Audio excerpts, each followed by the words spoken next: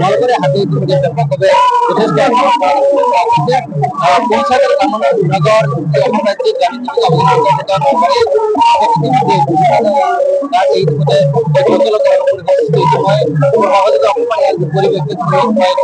অকণমান জনাইছো যে পঞ্চায়ত আৰু গ্ৰামোন্নয়ন বিভাগৰ অন্তৰ্গত অসম ৰাজ্যিক গ্ৰামীণ জীৱিকা অভিযানৰ যি নলবাৰী হাট সেই নলবাৰী হাটে ইতিমধ্যে ব্যাপকভাৱে ৰাইজৰ মাজলৈ আহিছে।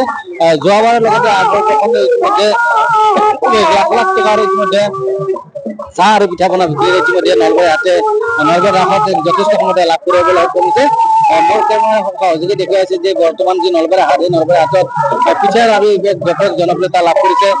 যোৱা বৰ্ষত 1 কোটি টকাৰো অধিক পিঠা লাৰু ইতিমধ্যে ইয়াত বিক্ৰী হোৱা বুলি অসম ৰাজ্যিক গ্ৰামীণ জীৱিকা অভিযান নলবাৰী জিলাৰ যি প্ৰকল্প প্ৰবন্ধক চন্দন তালুকদাৰে ইতিমধ্যে আমাক জানিবলৈ দিছে।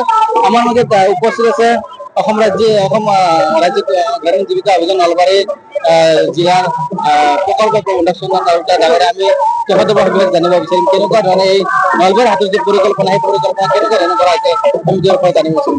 কেনেকুৱা ধৰণৰ পৰিকল্পনা কৰা হৈছে?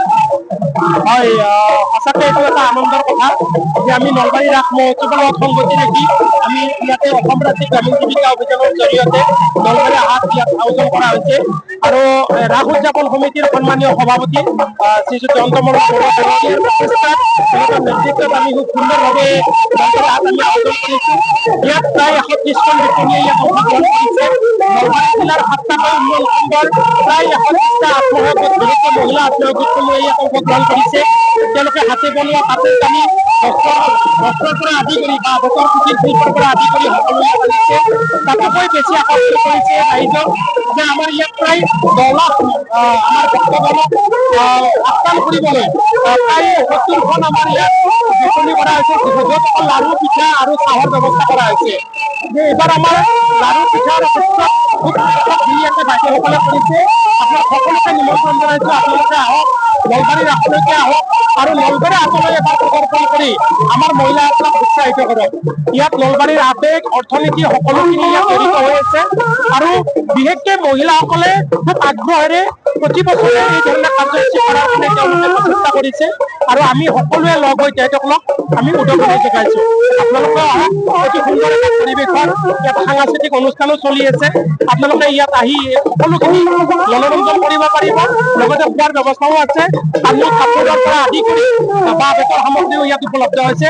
জাপি শিল্পক আমি ইয়াত বিশেষ ধৰণে বাঁহ বেতৰ শিল্পক বিশেষ ধৰণে আমি ইয়াত ব্যৱস্থা কৰিছোঁ। আপোনালোকে অতি সুন্দৰ এটা পৰিৱেশত নলবাৰী হাটক এক আকৰ্ষণীয় হিচাপে গণ্য কৰিব বুলি মই আশা কৰিছোঁ। অন্যতম পৰিকল্পনা চন্দন তালুকদাৰক ধন্যবাদ জনাইছো। আমাৰ মাজত উপস্থিত আছে নলবাৰীৰ অন্যতম ক্ৰীড়া সংগঠক ৰাতুল গোস্বামী ডাঙৰীয়া। আমি ইয়াৰ পৰা মনৰ কথা কৰিব পাৰিম। কেনেকুৱা লাগিছে বৰ্তমান নলবাৰী হাটৰ? নলবাৰী হাট বৰ ভাল লাগিছে। আমাৰ যোৱাবেলি যেটা হৈছিল অতি সুন্দৰ হৈছিল আৰু এতিয়া এনেকুৱা হৈছিল যে আমাৰ ইয়াত আৱেগ জড়িত হৈ পৰিছে। নলবাৰী হাট বুলি ক'লে আমাৰ নিজৰ ঘৰখনত যেনেকৈ এই বস্তুবিলাক পাওঁ, এই বস্তুবিলাক আটাইবিলাক ইয়াত একেলগে পাওঁ, যে আমাৰ কাৰণে ইয়াতে এটা আৱেগে জড়িত হৈ পৰিছে। সেইটো আমাৰ কাৰণে বৰ শুভ লক্ষণ।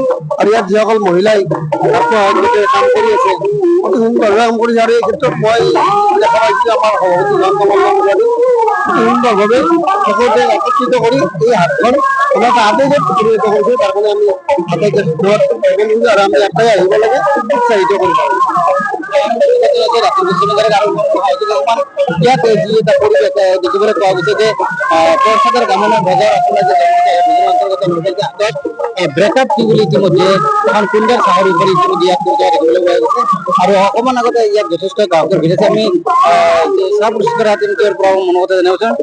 কেনেকুৱা লাগিছে? ভালে লাগিছে, ভালে লাগিছে। বিক্ৰী ভালে, ৰাইজৰ মনত ভাল পাইছো আৰু আহিছে চবে আৰু আমাৰ চাহৰ জুতি ল'বলৈ। অলপমান ইউনিক টাইপৰ চাহ বনাইছো আমি। মহৰ গাখীৰৰ চাহ আছে ইয়াতে আৰু মছলা দি আৰু থলুৱা পিঠা আছে, এইবিলাক আছে। আৰু ব্ৰেকআপটো মানে অলপ আনকমন হ'ব বিচাৰিছো, চবে অলপ আনকমন হ'লে আৰু ব্ৰেকআপটো দিলো। ভাল লাগিল নামটো, চবে ভালো পালে নামটো। তেনেকুৱা ধন্যবাদ জনাইছো। আৰু আপোনালোকে দেখিবলৈ পাইছে যে নলবাৰী হাটৰ ব্যাপকভাৱে ইতিমধ্যে ইয়াত পৰিকল্পনা প্ৰস্তুত কৰা হৈছে। নলবাৰী হাটত ইতিমধ্যে থলুৱা যে খাদ্য সম্ভাৰ পিঠা পনা লাড়ুকে আদি কৰি বিভিন্ন থলুৱা সম্ভাৰ ইয়াত প্ৰস্তুত কৰা হৈছে। এই যি আমাৰ ৰাস 14 দিনীয়া যি ৰাস 14 দিনীয়া ৰাস ইতিমধ্যে 28 নৱেম্বৰলৈ ইয়াত চলিব আৰু 28 নৱেম্বৰ ৰাতিলৈকে ইয়াত যি নলবাৰী হাটৰ যি পৰিকল্পনা নলবাৰী হাটৰ যি বজাৰ আমাৰ যি সম্পূৰ্ণ চলিছে বুলি আমাৰ ইয়াৰ যি মূল পৰিকল্পনা কৰা অসম ৰাজ্যিক গ্ৰামীণ যোজনাৰ জিলা প্ৰকল্প প্ৰশাসনে জানিবলৈ দিছে যে অহা 28 নৱেম্বৰলৈ ৰাতি 12 বজালৈ এই নলবাৰী যি হাট নলবাৰী হাট খোলা ৰাখিব। জুবিন গাৰ্গৰ গীতসমূহৰ ওপৰত আধাৰিত গানে কি আনে নামৰ এটা সুন্দৰ অনুষ্ঠান আপোনালোকৰ ওচৰলৈ আহি আছে অতি শীঘ্ৰে। অহা 15 আগষ্টৰ পৰা ধেমাজিৰ পৰা প্ৰথম অডিশ্যন আৰম্ভ হ'ব আৰু সেই অডিশ্যনৰ যোগেদি বিভিন্ন কণ্ঠশিল্পীসকলে যিসকলে এই অনুষ্ঠানত যোগদান কৰিব বিচাৰে তেওঁলোকে এই অডিশ্যনৰ যোগেদি আগবাঢ়ি আহক আৰু জুবিন গাৰ্গৰ বহুত ভাল লগা গান আমি সদায় শুনি আহোঁ আৰু আপোনালোকৰ যদি ভাল লগা গান থাকে জুবিন গাৰ্গৰ আপোনালোকে গাই ভাল পায় তেন্তে অডিশ্যনত যোগদান কৰক। মোৰ ফালৰ পৰা আন্তৰিক শুভকামনা থাকিল এই সম্পূৰ্ণ অনুষ্ঠানটোলৈ। ধন্যবাদ।